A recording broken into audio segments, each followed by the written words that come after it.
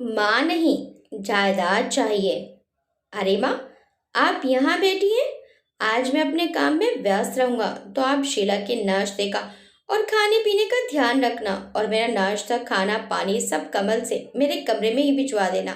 राकेश अपनी माँ दुलारी देवी जी को ऑर्डर देकर अपने कमरे में चला गया। आज घर में शादी की तैयारियां जोरों शोरों से चल रही थी। सुबह से ही मेहमानों के आने का तांता लगा हुआ था। कमल भाग भाग कर सभी मेहमानों का स्वागत कर रहा था। अरे विभा जी, आप आ गई। कमल खुशी से बोलते हुए उनके पैर छूने लगा और उनका सामान उठाकर अंदर ले गया। विभा ने मुंह बनाया। अभी तक कमल में अकल नहीं आई, ये शादी का घर है। जरा ढंग के कपड़े पहन लेता, गंवार का गंवार ही रहेगा। पढ़ लिख लेता तो थोड़ी अकल आ जाती।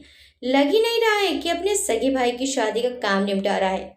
बिल्कुल नौकर जैसा लग रहा है, जरा से भी स्मार्टनेस नहीं है। पढ़ी लिखी प्रोफेसर, विभा ने अपनी माँ से कहा तो वो गुस्सा हो गई। हाँ, तू भी उसका मजाक बना ले। एक तो वह सबके लिए भाग दौड़ कर काम करता है, और तू है कि उसको ही दोष दे रही है। वो तेरे पढ़े लिखे दोनों भाई तो अभी तक भी नहीं आए, आकर मिल तो लेते। आखिर बहन इतनी दूर से आई है। तभी कमल फिर से हाथ में ठंडा शरबत लिए हाजिर हो जाता है। विभा जी, ये शरबत पी लो, आप गर्मी में आई हो। मैं इतने आपके लिए खाना लगवा देता हूँ। और वो गिलास पकड़ा कर दौड़ कर चला गया। विभा की नजरें अपने से छोटे भाई को ढूंढ रही थी, जिसकी शादी हो रही थी और जो पेशे से डॉक्टर था। थोड़ी देर बाद दीपक आता है। उसे देखकर विभा की आंखें चमक जाती हैं और वो उसे ढेरों आशीर्वाद देती है। तुम तो इस खानदान के असली दीपक हो। तुमने तो मम्मी पापा का नाम रोशन कर दिया है। तुम एक दिन बहुत ऊंचे जाओगे। तभी कमल फिर से आ जाता है। छोटे, तू भी शरबत पी ले, गर्मी लग रही होगी। मंचली भैया, आप बस जीवन भर सबको शरबत ही पिलाते रहना और इसी में आपकी जिंदगी कट जाएगी। और दोनों भाई बहन उस पर हंसने लगे। कमल ने कुछ नहीं कहा। वो अपने से छोटे भाई की शादी की तैयारियों में व्यस्त हो रहा था। अभी कितने सारे काम बाकी हैं, सब काम का भार उसी पर है। सबसे बड़े राकेश भैया इंजीनियर हैं, जो सुबह से कमरे में बंद होकर जरूरी मीटिंग कर रहे हैं, और उन्हें कमरे में ही चाय नाश्ता और खाना पकड़ाने की जिम्मेदारी कमल पर ही है। वहीं उनकी पत्नी शीला सुबह पार्लर जाकर आई है और अब मेहंदी लगवा रही है। वो भी कमल को दौड़ा रही है। कभी लहंगा प्रेस वाले के यहाँ से लाना है, तो कभी गजरा लाना है, ताकि वो शाम को महिला संगीत में अच्छे से तैयार हो सके। वैसे मेहंदी की रस्म कल हो गई थी, पर शीला आज सुबह ही मायके से वापस आई थी। कहने को ससुराल शादी में आई थी, पर वो आते ही मायके चली गई। ससुराल के काम काज से उसे कोई लेना देना नहीं था। विभा भी कॉलेज में प्रोफेसर है, तो उसके यहाँ परीक्षाएं चल रही थी। बड़ी मुश्किल से 2 दिन की छुट्टी लेकर आई थी। वैसे भी शादियां आजकल 2 दिन की ही होती हैं। ये तो पहले का जमाना था, जब बहन बेटियां 15 दिन पहले शादियों में आती थी। रात को संगीत के लिए सब तैयार हो गए। कमल ने भी नए कपड़े पहन लिए। अरे कमल, मेरी नई चप्पल टूट गई है, अब मैं फंक्शन में कैसे जाऊंगी? तू पहले इसे ठीक करवा कर ले आ। विभा ने कमल को चप्पल देते हुए कहा। अभी रात को मोची कहाँ मिलेगा, ये कमल सोच ही रहा था। फिर दिमाग लगाया, वो मोची तो स्टेशन की पटरी के उस पार बनी झोपड़ी में रहता है। कई बार उसे वहीं से आते जाते देखा है, तो वो बाइक लेकर वहीं चला गया और चप्पल ठीक करवा कर ले आया। महिला संगीत में पहुंचा ही था कि राकेश ने कहा, तुझे तेरी भाभी बुला रही है। तो वो उनके पास दौड़ कर गया। तो वो बोली, ये मेरी चचेरी बहन है, इसका बच्चा छोटा है, ये खाना नहीं खा पा रही है। तुम इसके बच्चे को संभाल लो, ताकि ये शादी में अच्छे से मजे कर पाए। कमल ने बड़ी देर तक उसे संभाला। तभी वहां 2 महिलाएं जो पड़ोसन थी, वो मजाक करने लगी। कमल, तेरी शादी तो हुई नहीं और बच्चा भी हो गया, और हंसने लगी। तो कमल झेप गया। बेचारा सब भाई बहनों में कम पढ़ा लिखा है और काम धंधा भी खास नहीं करता है। भाई बहन के पीछे नौकर बनकर घूमता रहता है। जाने इसकी शादी कब होगी। इसे छोटे भाई की भी कल शादी हो जाएगी। दुलारी भाभी का नालायक बेटा घर पर ही पड़ा रहता है, जैसे नौकर हो। उन सभी की बातें दुलारी जी आते वक्त सुन लेती हैं। उन्हें अपने मजली बेटे पर दया आती है।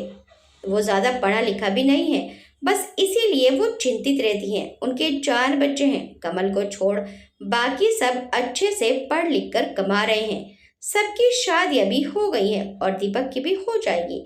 सबके घर परिवार बस रहे हैं और कमल की अभी नौकरी और धंधे का भी पता नहीं है।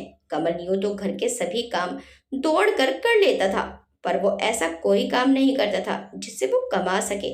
सभी भाई बहन उसे टोकते रहते थे, ताना देते रहते थे। ये दुलारी जी को सहन नहीं होता था। वो मन ही मन कुटती रहती थी, सोचती थी इसका ब्याह करवा दे, पर इस बेकार और बेरोजगार को कौन अपनी बेटी देगा।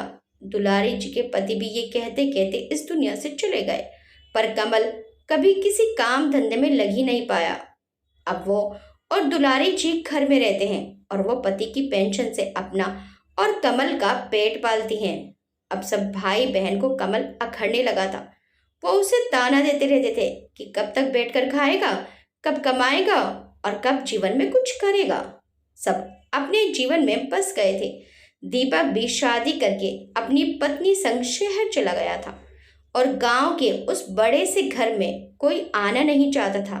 राकेश और विभा की भी अपनी ही दुनिया थी। विभा जी इस बार राखी पर गांव आ जाइए, बड़े महीनों से आपसे मिलने का मन कर रहा है।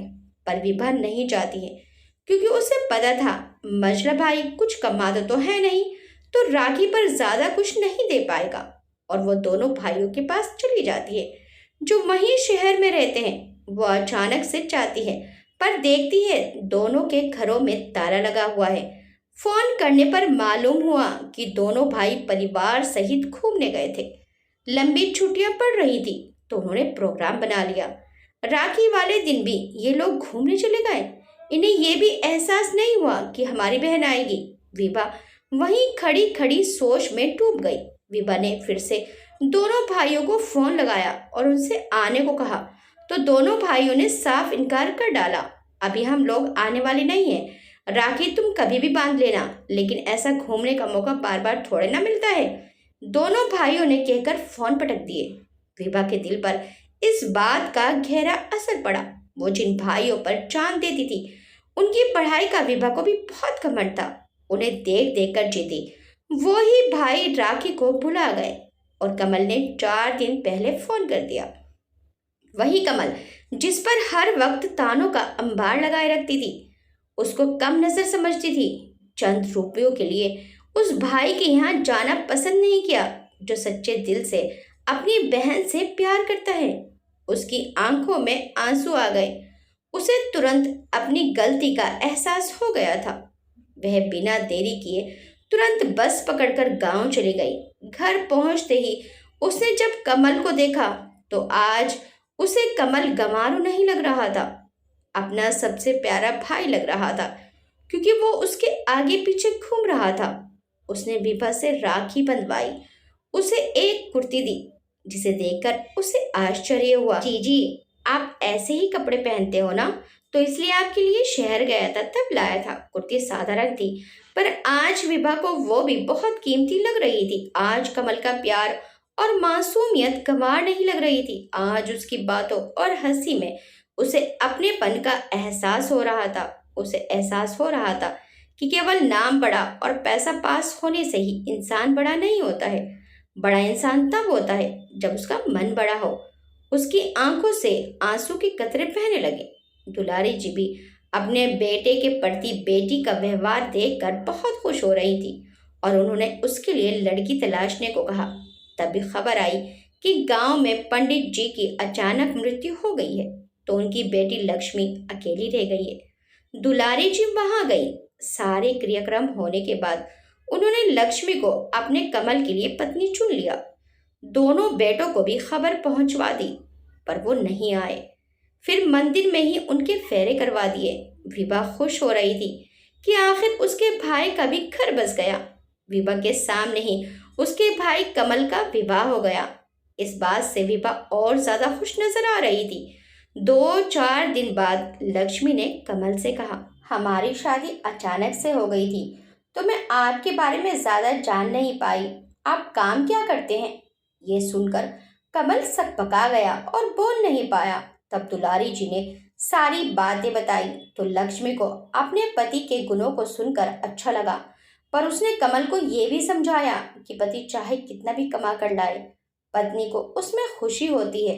ससुराल वालों की कमाई के पकवानों से पत्नी को पति की कमाई से बनाई गई दो रोटी ज्यादा अच्छी लगती हैं। उन्हें खाकर वो गर्व महसूस करती है। अपनी पत्नी की बातें सुनकर कमल को महसूस हुआ कि उसे भी अब कमाना चाहिए। तो उसने जगह जगह काम मांगना शुरू किया, पर कहीं भी उसे काम नहीं मिला। फिर पत्नी ने सलाह दी और कुछ जेवर और जो कुछ पैसे उसे मिले थे और उसका वे घर जहां वो अपने पिताजी के साथ रहती थी वो भी खाली पड़ा था, जो आगे पीछे उसका ही था। उसने वहां एक राशन की दुकान खोल ली।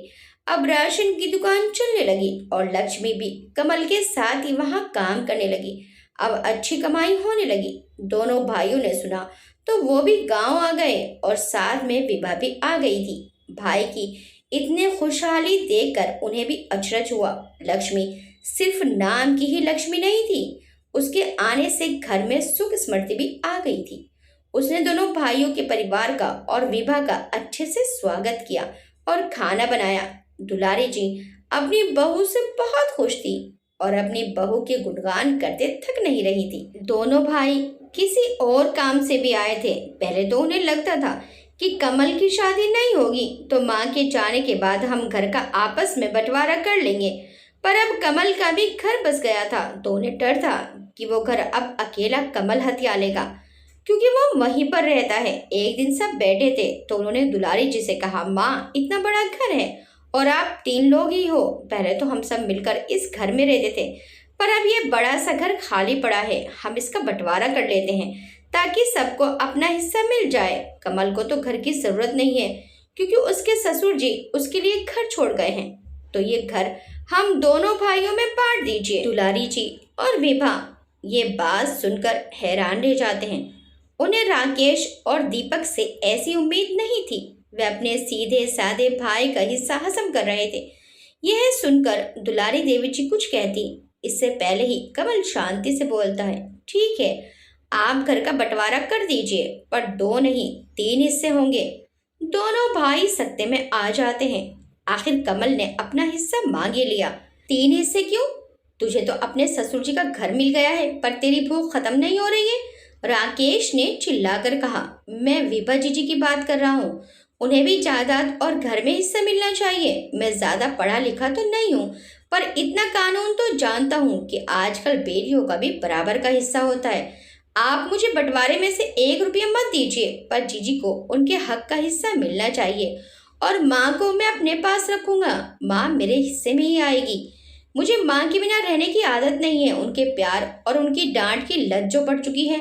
लक्ष्मी भी अपने पति की बात से सहमत होती है। कमल के मुंह से ये बातें सुनकर दुलारी देवी जी अपने बेटे को बहुत प्यार से देखने लगती हैं। उन्हें इस समय अपने बेटे पर बहुत प्यार आ रहा था और अपने बेटे पर बहुत गर्व महसूस हो रहा था। भाई के मुंह से जब विभा ऐसी बात सुनती है तो उसकी ये बात सुनकर विभा की भी आंखें भर आती हैं। दोनों भाइयों का चेहरा लटक जाता है। उनके पास एक शब्द भी कहने को नहीं होता है। वो जिस भाई का हक छीन रहे थे, वो भाई तो खुद अपना हक बहन को देने को तैयार है। राकेश भी रूंधे गले से बोला, कमल तू तो मुझसे भी बड़ा ज्ञानी निकला। मुझे अपनी पढ़ाई लिखाई पर बड़ा घमंड था, पर मुझ में लालच आ गया। पर तू तो सबको प्रेम और भाईचारे का पाठ पढ़ा रहा है। जीवन में किताबी ज्ञान से ज्यादा व्यवहारिक ज्ञान ज्यादा जरूरी है और तू तो इसमें माहिर निकला। हम जायदाद को लेकर लड़ रहे हैं, हमने माँ का जरा भी ख्याल नहीं किया, बस अपनी ही सोचते रहे। तभी दीपक भी आंसू बहाते हुए बोला, मैंने कभी आपका सम्मान नहीं किया। आप मुझसे बड़े हैं, पर आप पढ़ लिख नहीं पाए तो मैं भी आपको गंवार समझता रहा। डॉक्टर हूँ, इतना कमाता हूँ, फिर भी मुझे लालच आ गया। आपका हक भी मारने चला था। मुझे माफ कर दीजिए। आपके पास तो कुछ भी नहीं है, फिर भी आप अपना हिस्सा जीजी को देने को तैयार हो गए और हमारे पास सब कुछ होते हुए भी ये घर भी हम आपसे छीनने चले थे। दोनों भाई कमल के गले लगकर रोने लगे। विभा के भी आंसू बहते जा रहे थे। भाई मुझे भी माफ कर दे। मैंने हमेशा तीनों भाइयों के बीच भेदभाव किया है। मैंने इनकी पढ़ाई और पैसे की कदर की, पर तेरे प्यार और अपनेपन की हमेशा हंसी उड़ाई। पर तू तो सबसे ज्यादा पढ़ा लिखा है। तू तो सबका दिल पढ़ लेता है, भावनाएं पढ़ लेता है, माँ की ममता को पढ़ लेता है। तुझ में तो पिताजी के सारे गुण हैं। आज तूने अपनेपन से पूरे परिवार को एक कर दिया है। इस घर में तू ही रहेगा। हमें किसी को कुछ नहीं चाहिए। हम सब तेरा प्यार और अपनापन पाने के लिए यहाँ इस घर में आते रहेंगे। दोनों भाइयों ने भी हामी भरी। दुलारी जी अपने बिखरते परिवार को फिर से एक देखकर बहुत खुश थी। उन्होंने कमल और लक्ष्मी को ढेर सारे आशीर्वाद दिए। 2 दिन वहां रहकर दुलारी जी का आशीर्वाद लेकर दोनों भाई और विभा अपने अपने ठिकाने पर चले गए।